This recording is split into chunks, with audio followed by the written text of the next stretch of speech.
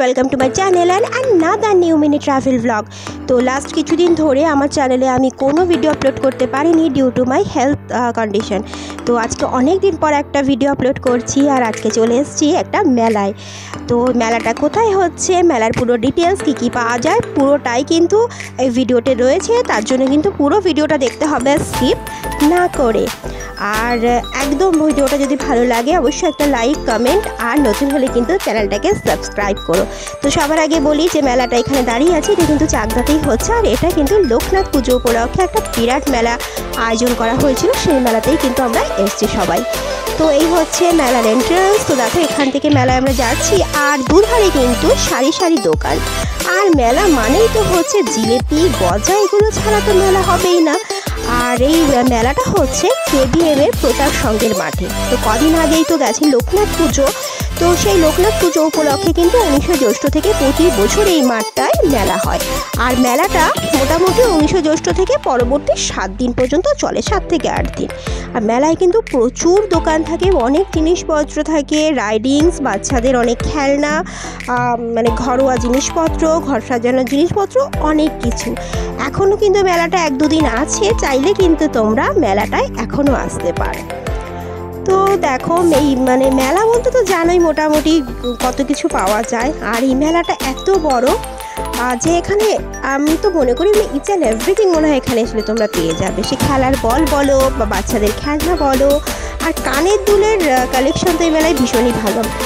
আর বাচ্চারা কিন্তু এখানে এলে খুব খুশি হয়ে যাবে, কারণ বাচ্চাদের জন্য এখানে অনেক রকমের কিন্তু রাইডিংস আছে। তো এই মোট হচ্ছে মন্দির, লোকনাথ মন্দির, এখানে কিন্তু পুজো হয়। আর এই পুজোটাকে কেন্দ্র করেই কিন্তু এই বড় মেলাটার আয়োজন করা হয়। তো এই দেখো এটা হচ্ছে বাবা লোকনাথের একটা শ্বেত পাথরের একটা মূর্তি এখানে রয়েছে। তো পুজো তো হয়ে গেছে, বেশ কিছুদিন হয়েছে, আর আমরা তার পরে এসছি। তো এখন পুজো হচ্ছে না, কিন্তু মন্দিরটা খোলা রয়েছে। আর মন্দিরের সামনে একজন কিন্তু প্রসাদ নিয়েও বসে আছে, মানে সন্ধ্যাবেলায় কিন্তু এখানে প্রতিদিনই আরতি হয়, তারপর কিন্তু এখানে প্রসাদও বিতরণ করা হয়। এই দেখো এটা হচ্ছে মন্দিরটা আর মূর্তিটা এখানে রয়েছে। তো বছরের অন্যান্য সময়ও কিন্তু একটা নির্দিষ্ট সময় মন্দির খোলা হয় ও পুজো করা হয়। তোমরা চাইলে মেলা ছাড়াও কিন্তু অন্যান্য সময় এসেও কিন্তু দর্শন করতে পারো।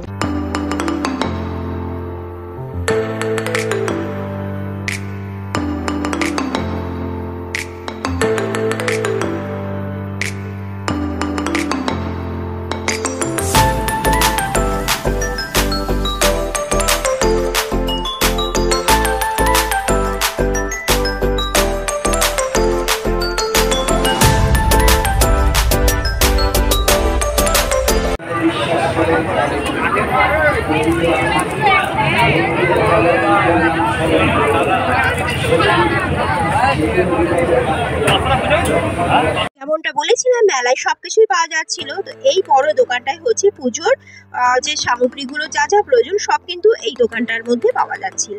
আর এই দোকানটাতে সব থেকে ভালো লাগছিল এটা করে হচ্ছে আর্টিফিশিয়াল প্ল্যান্টস, ফ্লাওয়ার্স, ঘর সাজানোর আরও অন্যান্য রকম জিনিসগুলো এখানে রয়েছে, যেগুলো কিন্তু ভীষণ কালারফুল।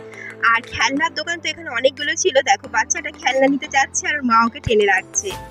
আর খাবারের দোকানের মধ্যে সব থেকে ভালো লাগে আমার জিলেপির দোকান। খাবার থেকেও না এটা যখন জিলেপিটা ভাজে না, ওটা দেখতে কিন্তু ভীষণ সুন্দর লাগে। আর দোকান মানে প্রত্যেকটা কোণে কোণে এত দোকান রয়েছে, এত ভিড়। আমরা যখন এসেছিলাম রাত 10টা বাজে, তখনও কিন্তু প্রচুর ভিড় ছিল, এত কালারফুল ক্রাউডেড, মানে আসলেই মনটা কোথাও না কোথাও ভালো হয়ে যাচ্ছে। এটা হচ্ছে একটা ব্যাগের দোকান, বিভিন্ন রকমের ব্যাগের কালেকশন, বাট এটা আমি কাছে যেতে পারিনি, আর ভিড়ের জন্য দূর থেকেই তুলেছি। এটা হচ্ছে রং বেরঙের মকটেলের দোকান। আর বেলুন, মানে মেলায় আসবো আর এখানে বেলুন পাওয়া যাবে না তো হতেই পারে না। তো মোমো লাভারদের জন্য কিন্তু এখানে রয়েছে একটা বড় কাউন্টার, বিভিন্ন রকমের স্বাদের বিভিন্ন রকমের প্রাইসের মোমো কিন্তু এখানে বিক্রি হচ্ছিল।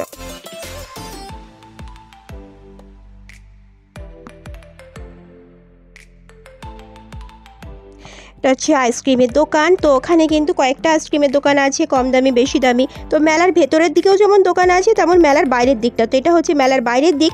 তো বাইরের দিকেও কিন্তু সাজার জিনিস বলো, খাবার বা খেলনার সব কিছুই কিন্তু বিক্রি হচ্ছে। কোনো কারণে হয়তো এরা ভেতরে যেতে পারেনি, তো এরা বাইরেই কিন্তু এরা দোকান সাজিয়ে বসে আছে। তো এখানেও কিন্তু বিভিন্ন রকমের জিনিস তোমরা পেয়ে যাবে। আর ছোট্ট সোনামণিও কিন্তু আমাদের সাথে মেলায় এসেছিল।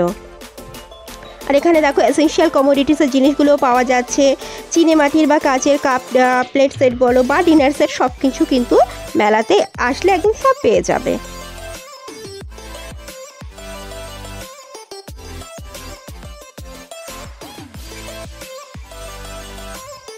তো তোমাদের আশেপাশেও নিশ্চয়ই কোনো না কোনো মেলা হয়।